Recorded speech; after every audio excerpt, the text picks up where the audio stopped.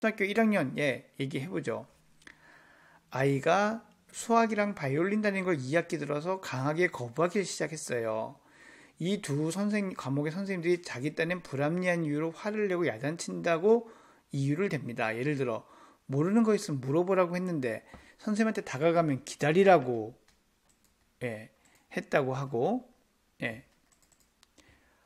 선생님께서 기다리라고 했지 선생님 바쁜 거 안 보여? 라는 반응. 배운 적 없는 문제 주면서 풀다가 모르는 거 있으면 물어보라는 얘기를 한다고도 하고요.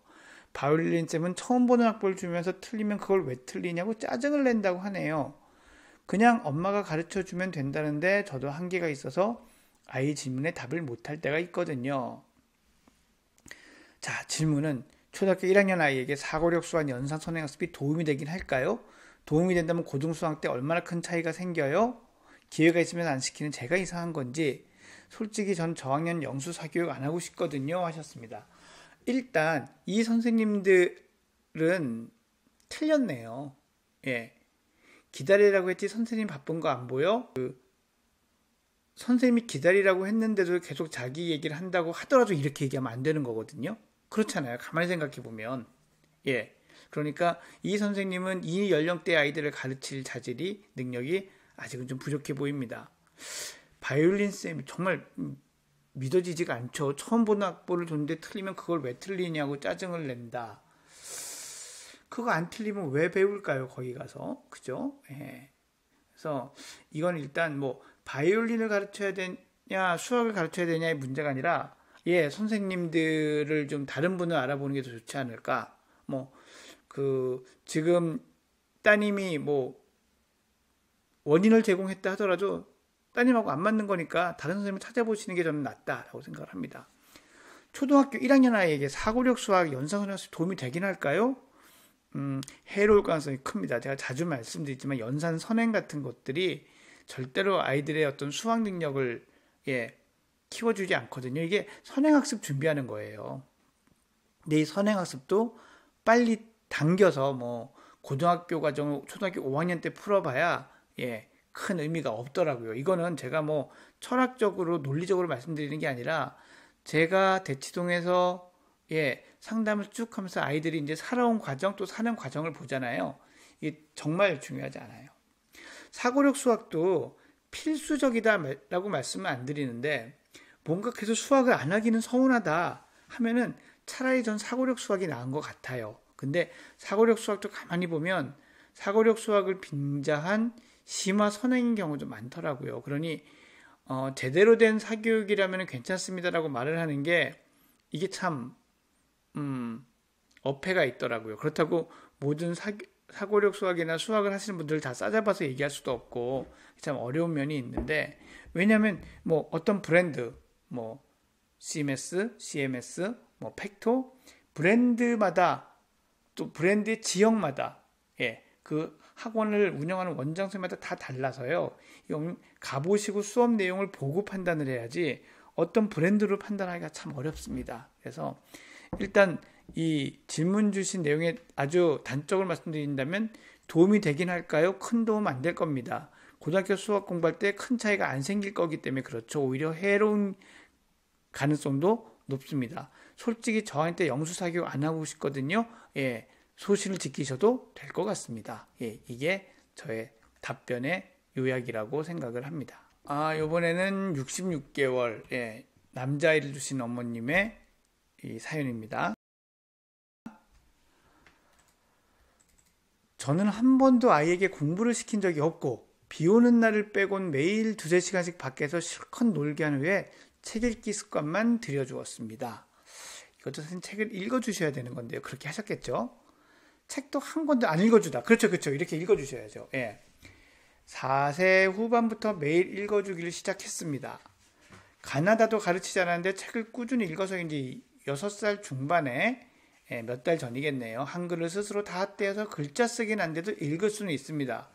모르는 단어를 궁금해서 국어사전을 주문해 두었고 찾는 방법만 가르쳐주고 스스로 찾게끔 해볼 생각입니다. 요거 쉽진 않아요. 왜냐하면 이 워킹 메모리라고 해요. 작업 기억이 머릿속에 딱 있어서 이 열 몇 개의 자음의 순서를 다 알고 있어야 되는데, 하지만 뭐 놀이 삼아 조금씩 해보는 건 괜찮죠. 너무 그 재촉만 안 하시면 될 것 같아요. 수학 동화를 통해서 수를 좋아하고 흥미있었다는 걸 느꼈습니다. 이대로만 유아기 때 실컷 자유롭게 놀고 집에 오면 독서에서 창의력, 사고력, 바른 인성만 갖추고 싶은데 유튜브 채널들 보니 조바심이 나신대요. 6살인데 한자, 연산, 영, 이것들 해서 이렇게 찍어서 올리는 그런 유튜브도 있나 보죠. 탄탄한 기초 쌓기를 하고 있더군요. 며칠을 그 높은 교육열을 깊게 들여다보았습니다. 그러면서 이제 막 세뇌 내지는 그 최면이 걸리실 수도 있어요. 겉으론 태연하게 놀게 하지만 속으로는 계획을 세워서 매일 한자, 연산, 영어, 한글을 시작해볼까 상상의 나래를 펼칩니다. 그래 보았더니 노는 건 포기해야 그 모든 교육을 끝내고 10시쯤 잠들게 할 수 있겠더라고요. 하셨습니다. 자, 여기까지 서론이래요. 질문은 인류대학에 진학한 학생들 유아 때부터 부모의 적극적 계획으로 인한 철저한 교육을 받고 자란 경우가 대부분인가요? 사실 이건 인류대학의 입학처 같은 데에서 통계를 가지고 있을 거고 거기서 정확한 질문을 얘기를 해주실 것 같은데요. 그렇지 않아요. 유아 때부터 이런 계획을 한 아이들 중에서 좋은 성적을 받는 아이들이 있지만 그런 아이들 중에서도 도태되거나 일찍 피로해져서 못한 아이들이 저는 훨씬 더 많다고 생각을 하고요. 또 도태되진 않더라도 자기 능력이 발휘되지 않는 경우가 훨씬 흔하게 여러분들이 생각하는 것보다 흔하게 볼 수 있습니다. 그래서 저는 뭐 사교육을 시켜라 시키지 말아라는 논제에 참여하려고 하는 게 아니라요. 타이밍이 유아기 때는 아니에요. 유아기 때는 지금 그 어머님이 말씀하시는 대로 이렇게 키워주시고 그런 어떤 연산이나 연습은 성적이 아이 성적이 필요해지는 시기에 그 순간에 가서 하셨으면 좋겠습니다. 그러니 어머니께서 해주신 질문에 답 드리면 그렇지 않더라. 그리고 지금 하시고 있는 생각이 참으로 맞다라는 말씀을 드리고 싶습니다. 문제집을 보면 5살이라고 써 있어도 7살 수준 정도 나오는 것도 많고 난이도가 좀 안 맞는 것들도 꽤 많더라고요. 조바심 나죠? 라고 하셨습니다. 이게 그 조바심이 저는 좀 상술의 포인트 아닌가 싶어요. 이게 보드게임 같은 것도 좀 그렇거든요. 특히나 이제 딱 해보고 이걸 이 나이 때 애들이 한다고 우리 애가 너무 뒤떨어지는 거 아닐까? 막 이렇게 생각하는 그런 경향들도 있어요. 그리고 또 뭐 그걸 아주 출판사에서 계산을 안 했다 하더라도 출판사 입장에서는 쉬운 거보단 좀 어려운 것 같아야 우리 애가 이런 걸 하면서 실력이 늘겠구나라고 기대하는 부모님의 마음을 또 좀 노리는 것도 있을 테니까 조바심은 내실 필요 없습니다. 조바심은 내실 필요 없고 그 연결성이 더 중요해요. 그러니까 만 3세, 4세, 5세 그때 거에 몇 퍼센트를 푸느냐 보다 얘가 지금 이 아래 단계 건 다 아는구나. 그 다음 단계를 하는구나. 이런 거가 더 중요하지. 연령이 그 숫자대로 맞춰간다고 하는 거가 꼭 중요하지 않거든요. 왜냐하면 어떤 아이는 조금 더 전반적인 걸 많이 알고 나서 자신감을 가지고 확 달려 올라가는 아이가 있고요. 어떤 아이는 처음에 이해도는 상당히 빠르지만 자기가 머리를 써서 이렇게 깊이 이해해야 되는 거는 또 좀 느려가지고 오히려 어려운 문제로 갈수록 좀 더 못하는 아이도 있을 수 있고 그렇습니다. 그러니까 우리 아이가 이전 단계 걸 다 이해하고 지금 이걸 푸는 건지 이것에 대한 것들을 주목해 주는 게 더 필요합니다. 근데 사실 이 부모 입장에서는 이제 나이에 따른 진도가 밀린다라는 것에 대해서 초조해질 수밖에 없는데요. 그 마음은 제가 10분, 100분 이해하고요. 거기에 너무 초조하고 휘둘리지 마시라고 응원의 말씀을 드리는 겁니다. 자, 다음 질문 한번 보겠습니다.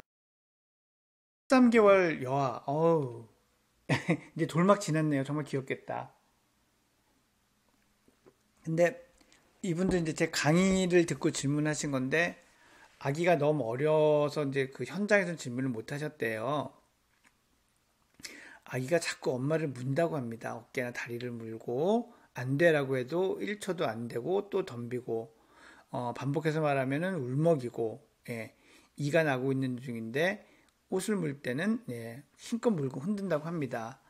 그래서 이가 간지러워서 그러나 라기도 해서 이제 치발기라고 하죠. 예, 그런 이제 장난감도 줘보고 했는데 인내 엄마한테 와서 엄마 옷을 문다라고 합니다. 그 아빠는 옷만 물고 엄마의 살을 물지는 않고 근데 가족 외에 타인을 물지는 않는데 어린이집을 다니는데 무는 것이 습관이 돼서 다른 친구를 물지 않을까 걱정이 됩니다라고 했습니다. 그리고 너무 매몰차게 물지 말라고 엄하게 말하는 게 상처가 되지는 않을지라고 합니다.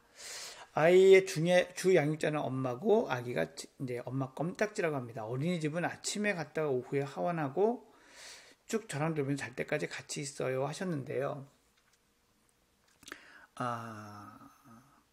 이게요. 물론 이제 아이를 사실 직접 보고 다른 면들도 다 봐야지 됩니다. 특히 이제 말을 못하는 연령대의 아이니까 의사 표현이 충분하지 않은 나이대 아이니까 어떻게 하느냐 다른 면들을 이렇게 봐야 되는데 일단은요.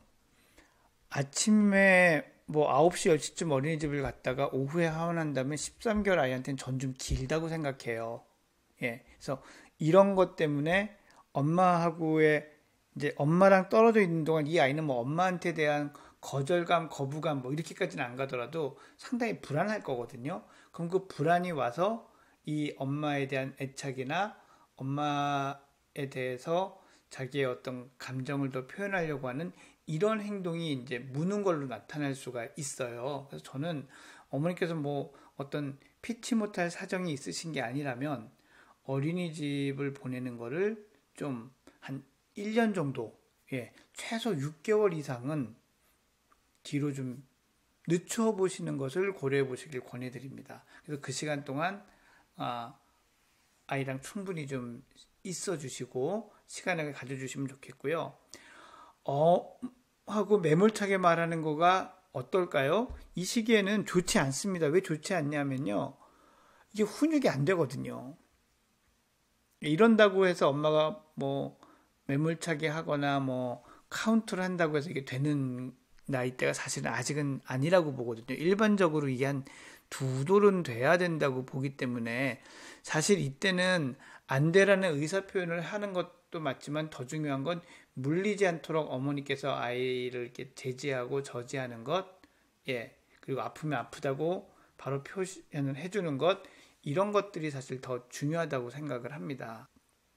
그러니 너무 매몰차게 대하는 게 이제 13개월, 14개월, 15개월 넘어가면서 이제 저희 얘기 많이 하는 이 애착이라는 거를 아이가 형성을 하는데 이 애착 형성을 할 때에 또 좋지 않아질 수도 있거든요. 얻는 것보다는 잃는 게 좀 많으실 것 같아서 엄하게 하시는 것보다는 피하시는 거를 권해드리고 싶고 어린이집을 좀 보내는 시간을 줄여서 엄마랑 얘가 편하게 오래 있을 수 있는 시간을 좀 늘려보는 것 이런 것들도 한번 생각을 해보시면 좋겠습니다. 예.